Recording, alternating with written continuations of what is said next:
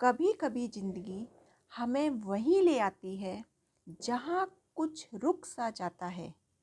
पर याद रखिए, रुकना हार नहीं होता। असली हार तब होती है जब आप कोशिश करना छोड़ देते हैं। हेलो एवरीवन, आपका अपने हिंदी क्लासेस में बहुत बहुत स्वागत है। आज हम मात्र 2 मिनट में विसर्ग संधि को समझने वाले हैं और बहुत ही सरल तरीके से सीखने वाले हैं। आपको संधि को बिल्कुल भी रटना नहीं है। तो चलिए स्टार्ट करते हैं। विसर्ग संधि।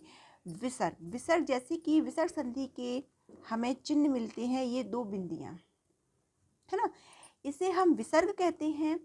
और जब स्वर और व्यंजन दोनों ही जब विसर्ग से मिलते हैं, समझ में आ रहा है, चाहे वो स्वर हो हमारे आ से लेकर ओ तक और चाहे क से लेकर मा तक या रा ला वा हा, है ना, सारे हमारे जो भी व्यंजन हैं जब वो स्वर से संधि करते हैं तब इन दोनों में से किसी का भी मेल होने पर, चाहे वो स्वर है या विसर्ग है, जब आपस में मेल करते हैं तो जो परिवर्तन होता है उसे हम विसर्ग संधि कहते हैं। कौन सी संधि कही जाती है? वो विसर्ग संधि। अब विसर्ग संधि के नियमों को हम समझ लेते हैं। सबसे पहला नियम है ओ में परिवर्तन। आपने देखा होगा कि कुछ विसर्ग संधि में ओ की मात्रा में परिवर्तन हो जाता है विसर्ग का। किस कंडीशन में होता है? वो कौन सा नियम है जिसमें विसर्ग ओ की मात्रा में परिवर्तित होता है? तो देखिए, आ स्वर का मेल, जब विसर्ग से आ स्वर का मेल होता है और वर्ग का, जो हमारी का वर्ग, चा वर्ग, टा वर्ग, ये होते हैं का, खा, गा, घा, ड़ा। तो ये पहला वर्ग होता है 1 2 3 4 5।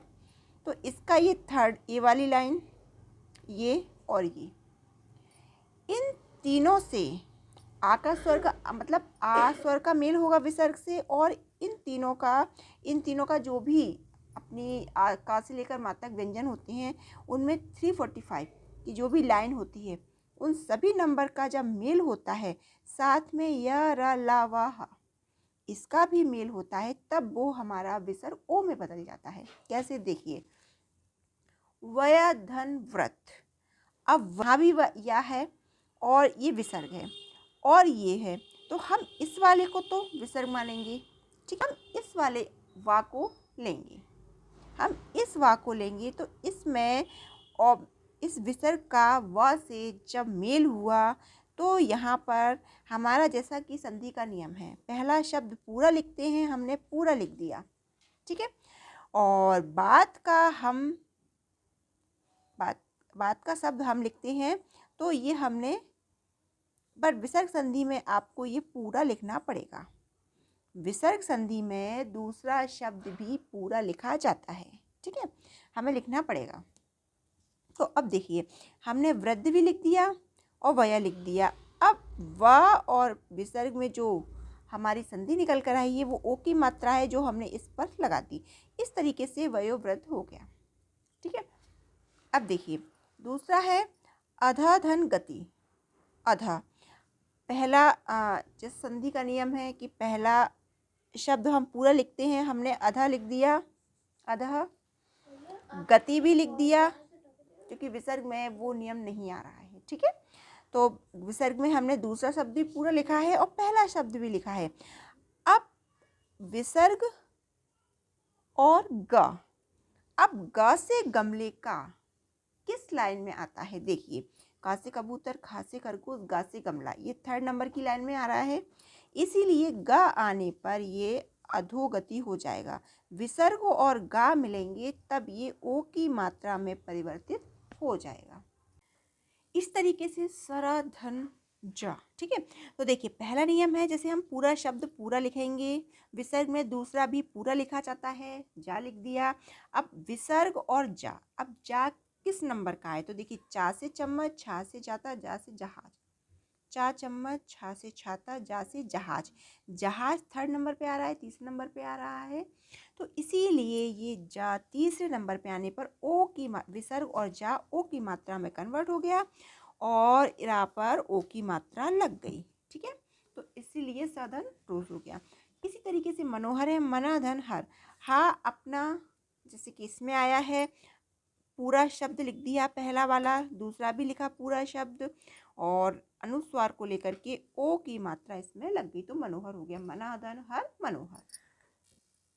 विसर्ग का रा में परिवर्तन। विसर्ग कब रा में परिवर्तित होता है? अभी हमने ओ की मात्रा में परिवर्तन देखा था, अब हम रा में परिवर्तन देखेंगे। देखिए, यदि हम आ इन दोनों को छोड़कर, मतलब स्वर में छोटा आ और बड़ा आ, इन दोनों को हम छोड़ देंगे, ये मात्राएं नहीं आएंगी। उसके बाद अन्य किसी स्वर का मेल, मतलब ये दोनों स्वर का मेल नहीं होगा, इस वाले नियम में जब विसर्ग हमारा रा होगा उसमें इन दोनों स्वरों को छोड़ दिया जाएगा और इसके अलावा कोई और स्वर आ सकता है। और वर्ग के तीसरे चौथे, ठीक है, तीसरे चौथे और पांचवें वर्ण या रा ला वा हा, तो वही तीसरा चौथा पांचवा भी अपन ने पीछे पढ़ा था, वही पूरा प्रोसेस है। और ठीक है, बस इसमें क्या परिवर्तन हुआ है कि इसमें आ और बड़ा आ इन दोनों को शामिल नहीं किया जाएगा जब रा में परिवर्तन होगा। ठीक है, और कोई भी मात्रा स्वर की आ जाएगी। तो देखिए, नी धन धन, ठीक है, तो नी हमने जैसे पूरा पहला सब पूरा लिखेंगे, दूसरा भी पूरा लिखा जाएगा। अब नी के साथ धा धनुष का कब आता है? ता से तरबूज, ता से तरबूज, ता से थर्मस, धा से दवा, धा से धनुष, चौथे वर्ण पर आ रहा है, तो इसीलिए यहाँ पर आपका र आ गया, निर्धन। अब हम बोला जा रहा है निर र यहाँ आ रहा है, तो ये जो मैंने कल मैंने आपको बताया था कि ये जो र आता है वो अपने से आगे वाले वर्ड शब्द पर लगाया जाता है, तो निर, अब रा यहाँ आना चाहिए इसलिए धा पर लगाया जाएगा, तो निर्धन हो गया। निधन आशा, यहाँ पर पे नी, अब पहला शब्द पूरा लिखा, दूसरा भी पूरा लिख दिया, ठीक, निधन आशा। ठीक है, ये हमारा निराशा शब्द है तो हमने नी लिखा है और आशा, तो अब यहाँ पर आशा लिखना था। अब इसको आप थोड़ा ध्यान से देखिए, ये अगर हम आशा लिखा है तो देखिए, अगर हम इसको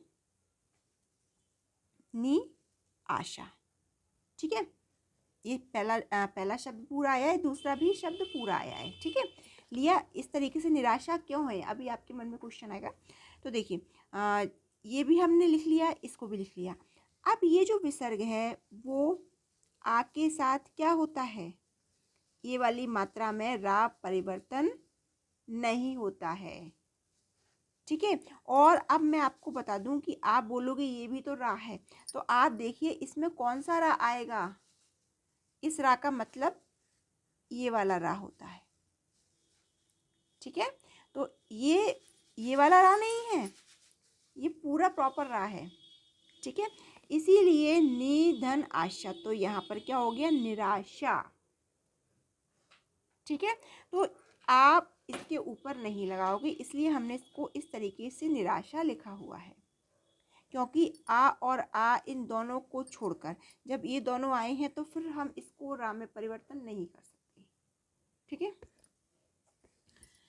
नंबर थर्ड, विसर्ग में शा का परिवर्तन। देखिए, विसर्ग में शा का परिवर्तन, ठीक है। विसर्ग में शा का परिवर्तन देखते हैं। विसर्ग के बाद चा या छा हो तो विसर्ग का शा हो जाता है, चा चम्मच का आएगा या छा छाते का, ठीक है, तो शा हो जाएगा। कैसे, देखिए, निधन चय, तो इसमें विसर्ग है तो चा चम्मच का आया है तो क्या हो गया, शा, जिस शा होता है ना, निश्चय। अब देखिए, जैसे कि ये वाला शा है ना, तो देखो ये अधूरा ही आया है, इसको हम इस तरीके से पूरा नहीं लिखा हमने, ठीक है। निधन छिद्र, तो पहला शब्द पूरा लिख दिया, दूसरा भी हमने पूरा लिख दिया। अब इसमें और छा छाते का, छा और छा ये दोनों आए हैं, इस तरीके से यहाँ पर ये शा बन गया, ठीक है, और ये बाय मिस्टेक लिख गया, नहीं तो ये सिर्फ शा है, ठीक है। ये देखिए, ये आपका सही संधि है, निषिद्ध। अगली है हमारी निश्चल। नी चा चम्मच का आया है, विसर्ग और चा मिलकर के चा बनाते हैं। पहला शब्द पूरा लिखा है, दूसरा भी लिखा है, इन दोनों का जो विसर्ग बना है वो शा बना है। ठीक है, इस तरीके से। विसर्ग का चौथा नियम देखिए, शा में परिवर्तन। विसर्ग कब सा में परिवर्तित हो जाता है? जब क ता था से मेल होने पर। सिर्फ का कबूतर, ता से तरबूज और था से थर्मस, इन तीनों से मेल होने पर ये सा हो जाता है। कैसे होता है देखो, नमाधन कार। अब माँ है, ये विसर्ग है हमारा, सॉरी ये विसर्ग है, यहाँ पर का है, तो यहाँ पर देखो का आएगा तो किससे मेल होगा? ये सा बन जाएगा। तो नमः, नमः हमने पूरा लिख दिया है, दूसरा शब्द भी पूरा लिखा जाता है, लिख दिया। और इन दोनों से जो विसर्ग से संधि निकल कर आई है, विसर्ग और व्यंजन से, वो हमारी स निकल कर आई है। वो भी देखो ये आधा वाला सा, इसलिए इसको ऐसा लिखा है। अगर ये ऐसा सा होता तो फिर इसको हम ऐसे लिखते। ठीक है, इसलिए इसको आधे तरीके से नमस्कार लिखा जाता है। तिरधनकार। अब पहला शब्द पूरा लिख दिया, दूसरा शब्द भी पूरा लिख दिया, विसर्ग और का मिलकर के हमारा सा बनकर आया है, तो तिरस्कार हो गया। नमाधन ते।